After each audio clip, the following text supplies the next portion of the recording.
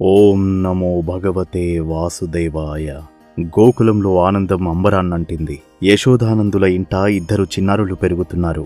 ఒకరు రోహిణీదేవి కుమారుడు, మరొకరు యశోదమ్మ ముద్దుల పట్టి. వీరిద్దరికీ నామకరణం చేసే సమయం ఆసన్నమైంది. వసుదేవుని కోరిక మేరకు యాదవుల గురువు, త్రికాల జ్ఞాని అయిన గర్గాచార్యుల వారు రహస్యంగా గోకులానికి విచ్చేశారు. కంసుడికి తెలిస్తే ప్రమాదమని నందుడు వేడుకను చాలా సాదాసీదాగా ఎవరికీ తెలియకుండా ఏర్పాటు చేశాడు.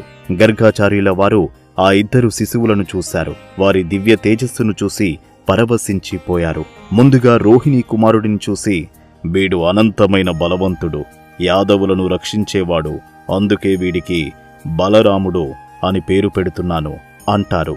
తర్వాత యశోదమ్మ కుమారుడి వంతు వచ్చింది. ఆ నల్లనయ్యను చూడగానే గర్గాచార్యుల వారు పరవశించిపోయారు. వీడు ప్రతి యుగంలోనూ అవతరిస్తాడు. గతంలో తెలుపు, ఎరుపు, పసుపు రంగుల్లో ఉన్నాడు, ఇప్పుడు నల్లగా ఉన్నాడు. వీడు అందరినీ ఆకర్షిస్తాడు, ఆనందింపజేస్తాడు, అందుకే వీడికి కృష్ణుడు అని పేరు పెడుతున్నాను అని ప్రకటించారు. బలరామకృష్ణుల నామకరణం ముగిసింది. కాని వీరిద్దరూ కలిసి గోకులంలో ఎలాంటి అల్లరి పనులు చేయబోతున్నారు, కంసుడు పంపే రాక్షసులను ఎలా ఎదుర్కోబోతున్నారు, తర్వాతి ఎపిసోడ్లో బాలకృష్ణుని అల్లరి, వెన్న దొంగలించడం గురించి తెలుసుకుందాం. ఈ అద్భుతమైన భాగవత ఘట్టాన్ని మిస్ అవ్వకుండా ఉండాలంటే ఇప్పుడే సబ్స్క్రైబ్ చేసుకోండి.